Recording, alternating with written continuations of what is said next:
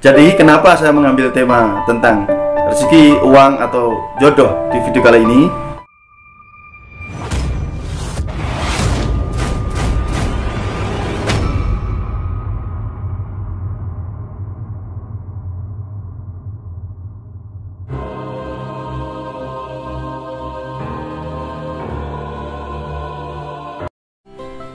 Halo, apa kabar sahabat semua?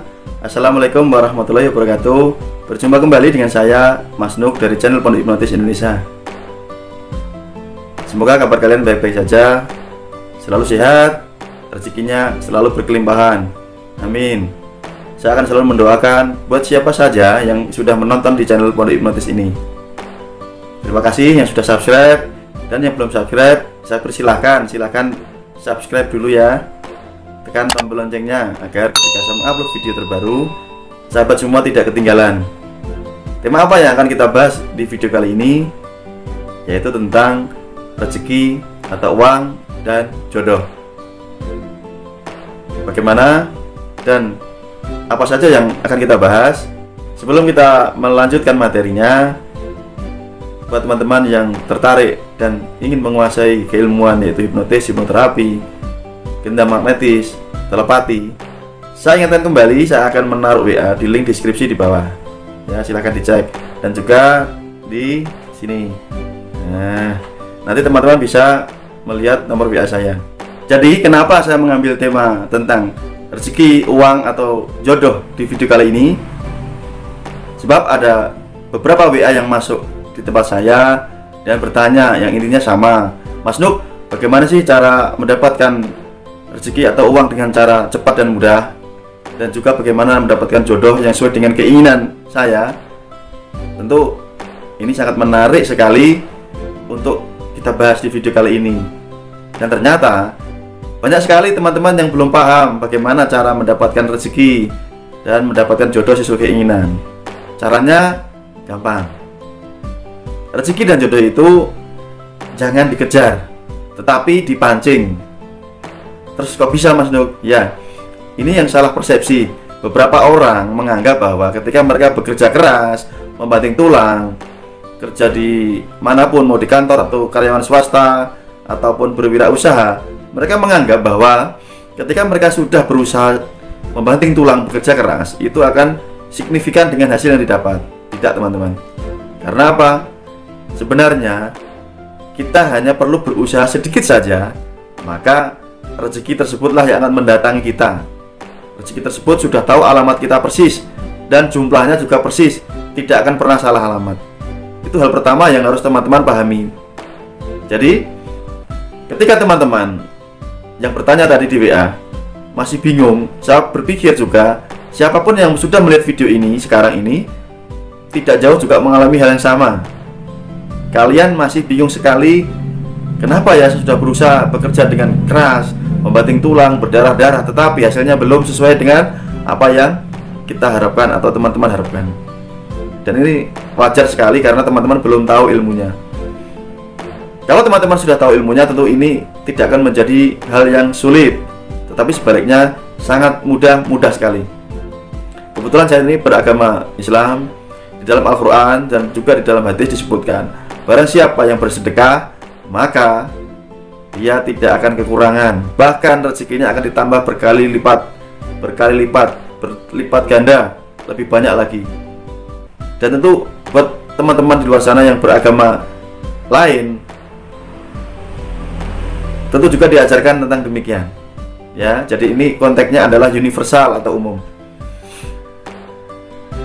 Kenapa saya bilang tadi di awal bahwa rezeki atau jodoh itu tidak perlu dikejar? Rezeki atau jodoh itu mirip dengan kalau kita seorang laki-laki, ini contohnya saya, ini mirip seorang wanita. Kalau kita kejar, maka dia akan menjauh. Caranya bagaimana? Cukup kita pancing, sehingga rezeki atau jodoh tadi akan mendekat. Dan pertanyaan yang menarik adalah, Mas Nuk, bagaimana cara memancing rezeki, uang agar datang kepada kita? Baik, saya akan bahas satu persatu. Cara pertama untuk memancing rezeki, uang, atau jodoh adalah kita bersedekah. Itu cara yang pertama. Dan cara ini umum atau lazim digunakan oleh banyak orang di luar sana yang menggapai kesuksesan. Ini cara yang pertama. Sangat mudah sekali. Berapapun jumlahnya, silahkan dicoba. Terus ada pertanyaan lagi, Mas Nuk, saya tidak punya uang untuk bersedekah. Baik, sedekah itu tidak hanya berupa uang. Banyak cara, entah itu berupa makanan kita berikan kepada orang-orang yang membutuhkan di jalan, kita bersedekah dengan pakaian bekas kita, atau kita bersedekah dengan barang-barang yang sekiranya masih bisa dimanfaatkan oleh orang lain. Dan masih banyak lagi cara bersedekah. Silahkan teman-teman, sahabat semua cari apa saja yang kira-kira sahabat semua bisa cari untuk disedekahkan kembali ke orang lain. Itu adalah cara yang pertama. Sedangkan cara yang kedua adalah teman-teman bersyukur. Bersyukur, ya betul. Di video-video yang lalu sudah saya bahas pentingnya rasa bersyukur. Bersyukur yang bagaimana sih Mas Nur? Jadi apapun yang sudah kalian dapatkan, apapun sekarang ini, coba dicari di diri masing-masing sekarang. Apapun yang sudah didapatkan, disyukuri dengan sesyukur-syukurnya. Contoh yang paling mudah adalah ketika teman-teman melihat video ini, mendengarkan video ini, bersyukurlah. Karena apa? Satu, teman-teman masih hidup, teman-teman masih bisa bernafas, teman-teman masih bisa melihat, teman-teman masih bisa mendengar suara saya, dan masih banyak lagi. Itu hal kecil yang sering dilupakan. Jadi mulai saat ini berlatihlah untuk bersyukur dengan yang bersungguh-sungguh, bersyukur dengan yang sesyukur-syukurnya, apapun. Belum lagi hari ini mungkin ketika teman-teman melihat video ini, teman-teman sudah diberikan kesempatan untuk makan, minum, atau bertemu dengan siapapun. Ya, ini adalah hal yang sering kita lupakan, hal-hal kecil yang banyak diabaikan. Jadi kuncinya yang kedua adalah teman-teman bersyukur, ya, bersyukur dengan sesyukur-syukurnya, bersyukur dengan sedalam-dalamnya, dinikmati, dirasakan, betul-betul berterima kasih. Itu adalah cara bersyukur. Selanjutnya, cara ketiga adalah teman-teman harus menjadi diri sendiri. Ini sangat penting sekali. Sebab apa? Orang stres karena mengejar uang, ini pasti luar biasa sekali stresnya.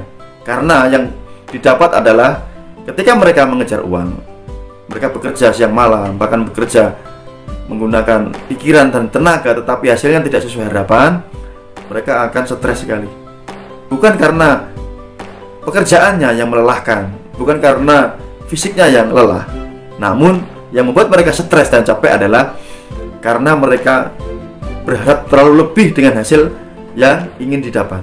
Jadi ini kuncinya, mereka berharap lebih dari hasil yang ingin didapat dari hasil ketika mereka bekerja. Ini yang membuat mereka stres. Jadi saya tegaskan di sini, ketika kalian ingin mendapatkan rezeki dengan cara saya, yaitu dengan cara dipancing, yang pertama harus kalian lakukan tadi, kalian harus melakukan sedekah sekecil apapun. Yang kedua, kalian harus bersyukur, bersyukur dengan sesyukur-syukurnya. Dan yang ketiga, kalian harus bisa menjadi diri sendiri, jangan meniru orang lain. Ini hubungannya apa yang ketiga ini Mas Nuk? Kalau mungkin yang poin pertama dan poin kedua, mungkin teman-teman sahabat semua sudah sering mendengar. Baik, saya jelaskan. Di poin ketiga, ketika teman-teman sudah menjadi diri sendiri, tidak berusaha menjadi orang lain, teman-teman akan menemukan potensi diri teman-teman, menemukan kemampuan teman-teman. Contoh misalkan, ketika teman-teman melihat teman-temannya sendiri di sana bekerja sebagai karyawan, teman-teman kemudian berpikir, enak ya jadi karyawan ya, pergi pagi, pulang sore dengan baju yang rapi, dengan sepatu yang mengkilat, bajunya bagus dan sebagainya. Sedangkan di dalam hati teman-teman, teman-teman ini ingin berwirausaha, ingin berdagang, ingin berbisnis. Walaupun sekarang teman-teman belum memulainya, cobalah cari, gali di dalam diri. Jangan ngekor, jangan ngikut siapapun, tapi jadilah diri sendiri. Oke, caranya bagaimana Mas Nuk untuk menemukan jati diri, menemukan keunikan diri sendiri? Coba saya persilahkan untuk pejamkan mata sebentar. Baik, saya tunggu. Buat teman-teman yang belum memejamkan mata, silahkan pejamkan mata. Sudah? Bagus. Sekarang dengarkan saya, dengarkan suara saya. Ketika teman-teman sudah memejamkan mata sekarang, coba ingat kembali hari ini, hal apa saja yang membuat teman-teman bahagia? Apa saja? Misalkan, hari ini saya mendengarkan musik, perasaan saya bahagia.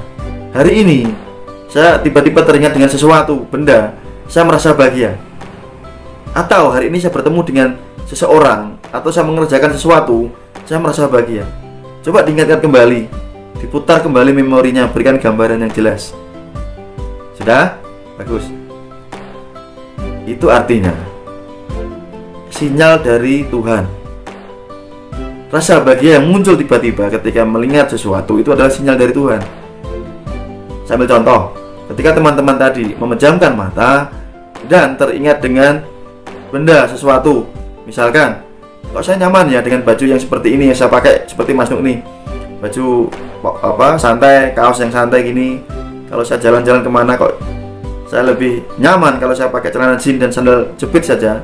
Nah, ini adalah sinyal dari Tuhan. Barangkali disinilah letak keunikan teman-teman bisa digali. Oh, ternyata ketika saya memakai bahan yang kaos seperti ini nyaman, apakah saya bisa mendesain sendiri sesuai dengan apa yang saya impikan, sesuai dengan apa yang saya suka. Nah, ini adalah peluang. Ketika teman-teman tadi memejamkan mata dan teringat teman-teman yang lain tiba-tiba bahagia, barangkali itu adalah sinyal bahwa teman-teman ini cocok untuk berdagang, berkomunikasi, menjadi marketing dan lain-lain. Daripada teman-teman memaksakan diri ingin menjadi seperti temannya di luar sana, menjadi karyawan, duduk di kantor, di depan laptop, di depan komputer. Ya, sudah paham ya? Coba cari sendiri di dalam hatinya. Tuh, sudah ketemu kan? Tinggal diperdalam. Terus syarat apa lagi sih selain 3 syarat tadi? Baik, 3 syarat tadi saya ulang lagi. Yang pertama adalah bersedekah, membantu orang lain. Yang kedua, bersyukur dengan yang sangat mendalam, sesyukur-syukurnya, berterima kasih. Dan yang ketiga adalah menjadi diri sendiri. Ini kunci utama. Ditambah ketika teman-teman sudah melakukan 3 hal tadi, maka teman-teman hanya tinggal menambah 1 hal lagi, yaitu jangan menghitung apapun yang sudah dikerjakan. Maksudnya bagaimana, Mas Nur? Ketika teman-teman sudah bekerja, sudah berusaha, baik itu bekerja untuk mendapatkan uang atau berusaha untuk mendapatkan jodoh, maka jangan dihitung berapapun hasilnya, tapi nikmati prosesnya. Lupakan hasilnya. Ya, ini kunci utamanya, lupakan hasilnya. Sebab apa? Ketika teman-teman berharap bahwa ketika saya bekerja mendapatkan hasil yang sedemikian, mendapatkan hasil yang sekian, maka secara tidak sadar teman-teman ini sudah menuhankan uang. Karena apa? Yang dipikirkan adalah uang, dan uang. Sehingga teman-teman lupa bahwa rezeki itu sudah ada yang mengatur. Ya, Tuhan sudah membuat hukum-hukumnya di semesta ini, di alam raya ini. Salah satunya adalah hukum tentang kebijaksanaan. Apakah yang dikatakan Mas ini teori? Tidak, sama sekali bukan teori, teman-teman. Saya berikan contoh yang nyata. Ketika teman-teman tadi di poin pertama saya ajarkan untuk bersedekah, misalkan dengan makanan. Ketika teman-teman berusaha memberikan makanan kepada orang-orang di jalan, sekarang pertanyaannya, apakah orang-orang tersebut yang teman-teman berikan makanan bakal mengira akan mendapatkan rezeki makanan hari itu dari teman-teman? Tidak, jujur saja tidak. Pasti mereka tidak akan pernah tahu dan tidak mengira akan mendapatkan makanan dari teman, ya, dari kalian. Itulah yang namanya kebijaksanaan Tuhan. Apapun agamanya, tidak peduli, bahkan dia pun yang tidak percaya Tuhan pun, Tuhan akan tetap bijaksana dengan hukumnya ini. Jadi hukum ini berlaku universal, berlaku untuk semuanya. Tugas teman-teman sekarang adalah yang terakhir, mempraktekkan apa yang sudah saya berikan. Segampang itu. Jadi teman-teman tidak perlu lagi bekerja keras, membanting tulang, berdarah-darah, berkeringat untuk mendapatkan hasil rezeki yang sesuai diinginkan. Tidak, rezeki jangan dikejar, jodoh jangan dikejar. Tetapi teman-teman hanya cukup memancing. Teman-teman tetap boleh berusaha berikhtiar. Silahkan berikhtiar sedikit saja, nggak apa-apa. nikmati proses ikhtiarnya, nikmati, jalani dengan rasa yang bahagia, dan lihat hasilnya. Keajaiban akan terjadi bila mana teman-teman melupakan hasilnya. Jangan dicampuri, itu urusan Tuhan, bukan urusan manusia. Itu poinnya. Semoga video ini bermanfaat buat teman-teman di luar sana.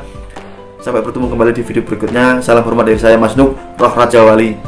Salam hipnotis. Assalamualaikum warahmatullahi wabarakatuh. Sampai bertemu kembali di video berikutnya. Dadah.